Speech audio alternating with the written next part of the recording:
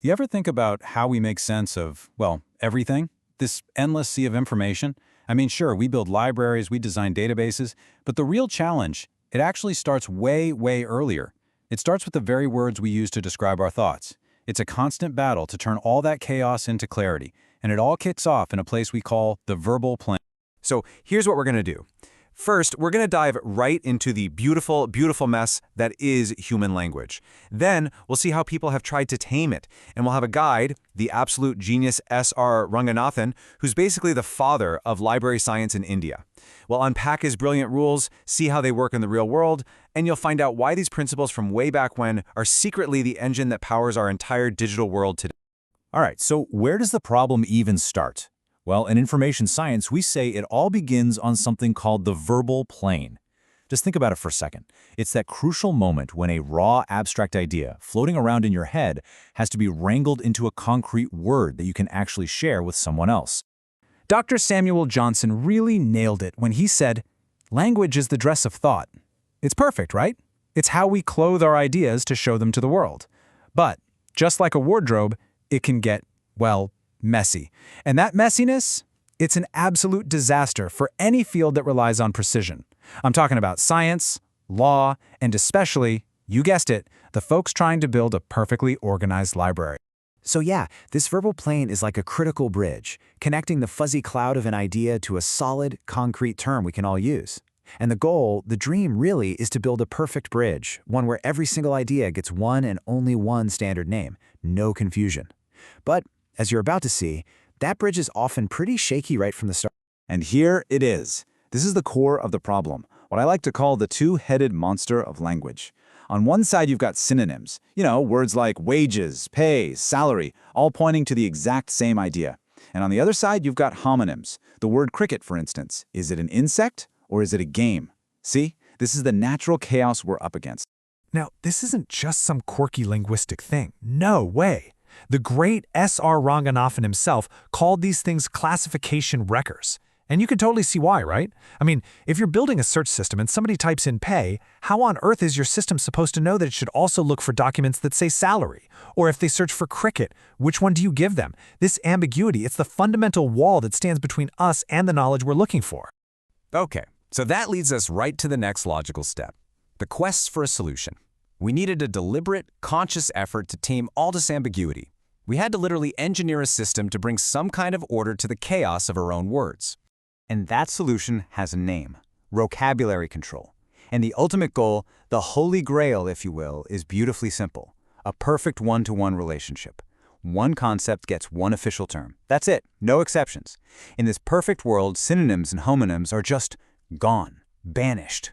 What you're left with is a language of absolute precision, which is absolutely essential for science and technology. And this whole idea actually reveals something really fundamental about knowledge itself. You can pretty much measure how mature a scientific field is just by looking at its terminology. Think about it. Established fields like chemistry, they have a rock-solid, standardized vocabulary. But newer fields, they're often still fighting over what to call things. Having that control is a true sign of intellectual rigor. Now, when we talk about this whole quest for control, there is one name that just stands head and shoulders above everyone else, S.R. Ranganathan. And the thing about him is, he didn't just point out the problem of linguistic chaos. No, he went a step further and actually engineered a brilliant systematic solution to fix it. You see, for Ranganathan, a library shelf wasn't just a piece of wood holding books. To him, it was a physical manifestation of our language. He understood deeply that to organize the knowledge on the shelves, you first had to organize the words that describe that knowledge. Physical order starts with linguistic order. It's as simple as that. And his vision? It was audacious. He wanted to sharpen the fuzzy edges of everyday words, completely eliminate ambiguity, establish a standard, agreed-upon terminology, and this is so important, lay down a method for coining new terms as new knowledge was discovered. He was building a system that could actually grow. So the big question is, how did he actually do it? Well, Ranganathan created a set of guiding principles he called canons, and you can basically think of them as the fundamental laws of terminology. Let's break down the big ones. Okay, his first principle is called the canon of context, and honestly, it's just brilliantly efficient. The idea is that a term doesn't need to be super long and descriptive if its place in a hierarchy, its context, already tells you what it's about. It's all about leveraging the structure to create meaning. Check this out. It's a perfect example. On the left, you have this inefficient, clunky list. Single salts, double salts, complex salts. You're repeating the word salt over and over again. But look at the right. By simply establishing the parent category, salts, all you need are the subterms, single, double, complex. They're instantly clear and super concise. That is the power of hierarchy in action. It just keeps the whole system clean and efficient. All right, next up is the canon of enumeration. This one tackles a really common problem. What happens when even the experts can't quite agree on what a term includes? Ranganathan's solution was just so simple and pragmatic. He said, look, don't just define it with more words that might also be ambiguous. Instead, define it by listing out everything it includes. Just enumerate it. Dynamics is a classic example of this. Is it a part of mathematics or is it a part of physics? Honestly, you could make a solid case for both. But a classification system can't sit on the fence. It has to make a decision and state it clearly. For instance, by saying, for our purposes, we will classify dynamics under mathematics. This canon forces that consistency and completely removes the guesswork for anyone using the system. Ranganathan's third rule is the canon of currency, and this one is all about staying relevant. I mean, knowledge isn't static, and language is constantly evolving. If a classification system is using outdated words, it's not just confusing, it completely loses respect and credibility. It's got to keep up with the times. A perfect example of this is when the Dewey Decimal Classification updated its old term, home science, to the much more current home management.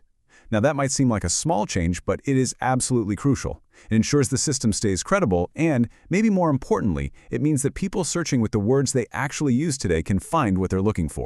And finally, we get to a principle that is perhaps more important today than it has ever been, the canon of reticence. This is a powerful demand for pure objectivity. It says that a classification system's job is to describe a topic, not to pass judgment on it. The words you use have to be neutral, with absolutely no hint of bias or personal opinion. And if you want to see why this is so important, just look at this truly shocking historical example. An early edition of the Dewey Decimal System literally, and I mean literally, classified the topic of parapsychology under the heading humbugs. I mean, wow. That is the exact opposite of reticence. It's injecting pure opinion and scorn right into the system. The objective neutral term, of course, is simply parapsychology. It's just a stark reminder that these systems have to be built on a foundation of neutrality. Okay, so these are all principles from the age of card catalogs, right? So why should we care about them today? Well, because Ranganathan's canons are the invisible architectural blueprints for our entire digital world. Think of it like this. The search bar you type into, the easy-to-use interface, that's just the tip of the iceberg. What you don't see, deep beneath the surface, is the massive, unseen foundation that's built on these very principles. Every accurate Google search you make, every scientific database that actually works, every helpful tag on a shopping website, they all rely on controlled vocabularies and taxonomies. And these are the direct descendants of Ranganathan's canons, working silently in the background, turning all that linguistic chaos into digital clarity. And all of this leaves us with a pretty profound question for our time. See, Ranganathan designed his rules for a world of human-generated knowledge, but today we have AI that's generating and classifying information at a superhuman scale. So as we step into this wild new frontier, you have to wonder, who are the new Ranganathans? Who is going to write the new canons that will bring order and objectivity to a universe of knowledge that we're only just beginning to explore?